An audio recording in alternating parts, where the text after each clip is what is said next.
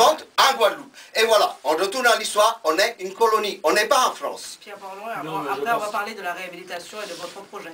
Je pense que monsieur, dans le débat, il aurait dû faire un débat anticolonialiste. Je ne suis pas venu pour faire cela, je suis assez bien placé pour le faire, donc je vous propose de venir faire un débat là-dessus. Mais revenons aux choses sérieuses. Je pense qu'il y a des inepties que vous racontez, je vais vous dire pourquoi. C'est très simple.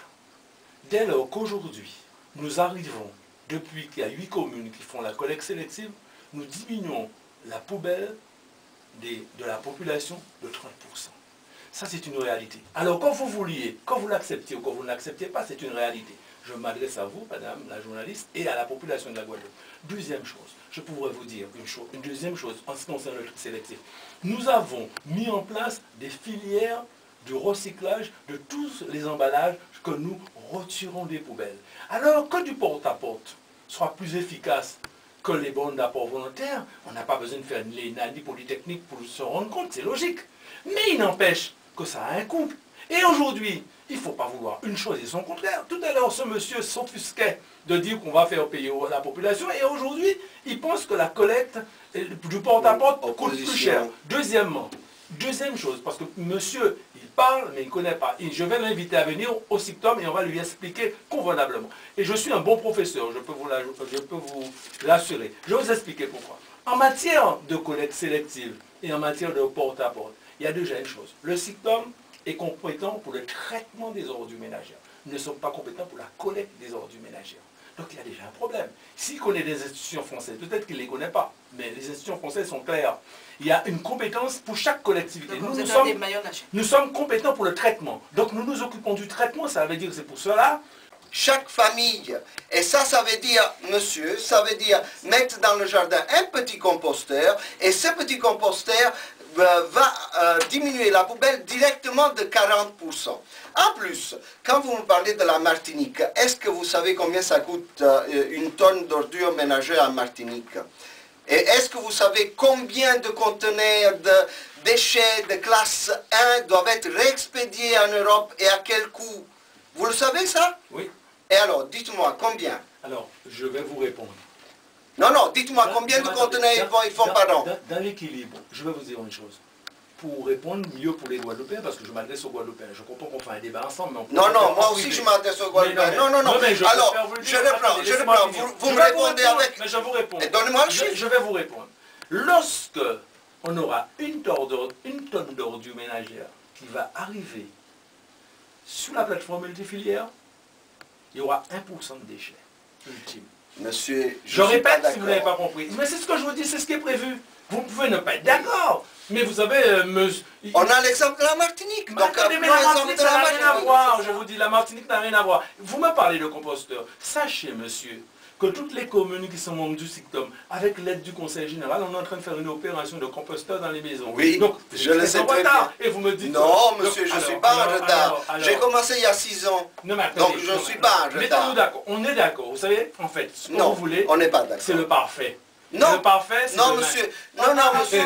Alors, pour l'incinérateur. Qu'est-ce qui ne vous convient pas? Dans la plateforme et dans l'incinérateur, parce que si vous enlevez tout ce qui est recyclable des ordures ménagères, après ils n'ont plus rien à incinérer. Donc cette plateforme, elle est juste un prétexte pour incinérer. Un incinérateur qui doit incinérer moins de 100 000 tonnes par an, il n'est plus rentable. Donc si je vous comprends bien, il y aura plus d'utilisation de l'incinérateur qu'autre chose. Bien sûr. Donc, en effet, les 150 000 tonnes prévues, si on enlève 40% avec l'organique, ça redescend à 80 000 tonnes par an. Et les 80 000 tonnes ne justifient pas un incinérateur. En plus, l'exemple de la Martinique, parce que j'ai discuté en face à face à la télé, à RFO, il y a 1 an ou 1 an et demi, avec le directeur de la Martinique.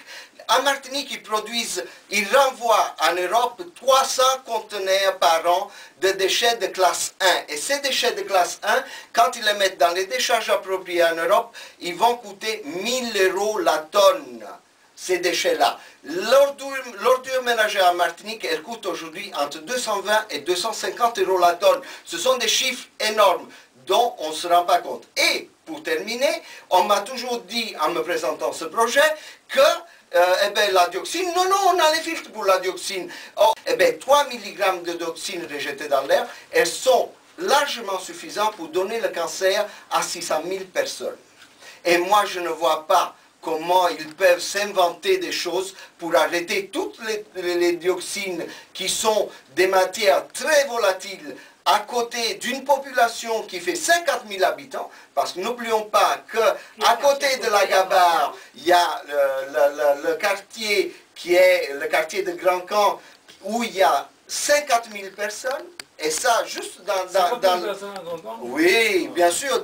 Si vous faites un rayonnement de 15 km, donc un diamètre de 30 km autour de votre incinérateur ou de votre décharge actuellement, vous avez 50 000 personnes qui habitent là. Et vous pouvez donner avec vos 3 mg de dioxine le cancer, je dis bien le cancer, à 600 000 personnes. Et non seulement ça, il y a des statistiques partout où il y a des incinérateurs.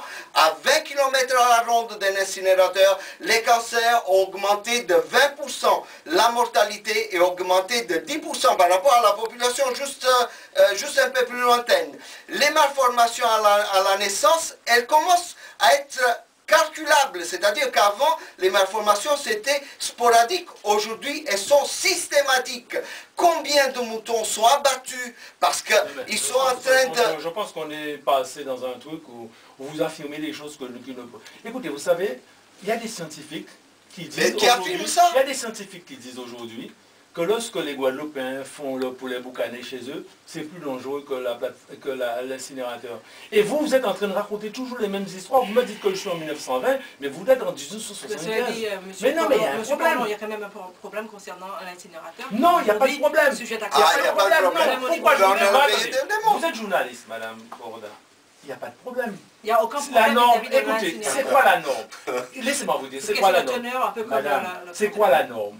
La norme, c'est en fonction des connaissances que nous avons. Comment voulez-vous que les Guadeloupéens vont inventer une norme?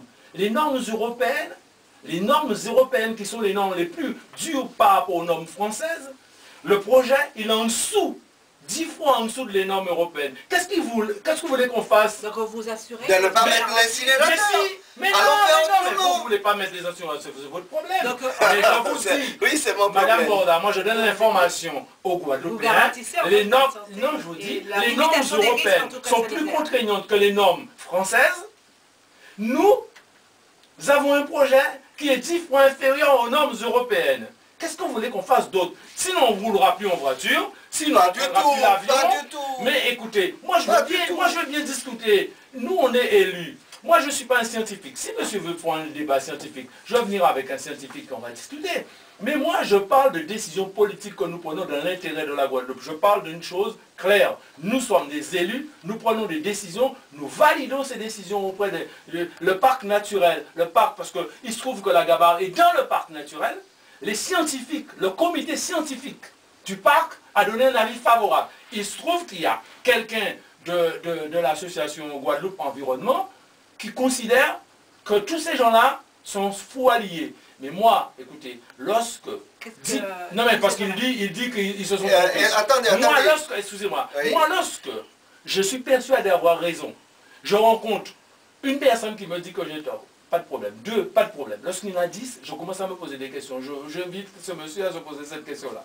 Oui, monsieur, parce que Guadeloupe Nature Environnement, on fait partie du CNIL, qui est le comité national et une association nationale qui se bat contre l'incinérateur, qui a réussi à faire arrêter pas mal d'incinérateurs. La France est la nation européenne qui a le plus d'incinérateurs. Il y en a plus de 130 en France et ils sont tous dangereux. Et tous les scientifiques qui ont étudié la chose, ils le disent.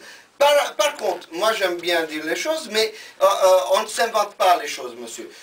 J'ai réalisé l'année dernière un documentaire qui s'appelle Guadita, que je vous invite formellement à les regarder. Il est disponible sur 2 sites sur Internet. Mais qu'est-ce que les vous voici, si vous voulez. Non, mais vous pouvez... Oui, je vous démontre. Non, je ne sais pas dans la publicité, qu'est-ce que vous répondez aux scientifiques, au comité scientifique du parc, qui a donné un avis favorable, considérant que la plateforme pouvait être faite, elle est conforme dans un milieu qui est un parc naturel protégé. C'est pas moi, c'est pas nous. Quelles sont les solutions pour vous si l'on devait éventuellement abandonner l'idée de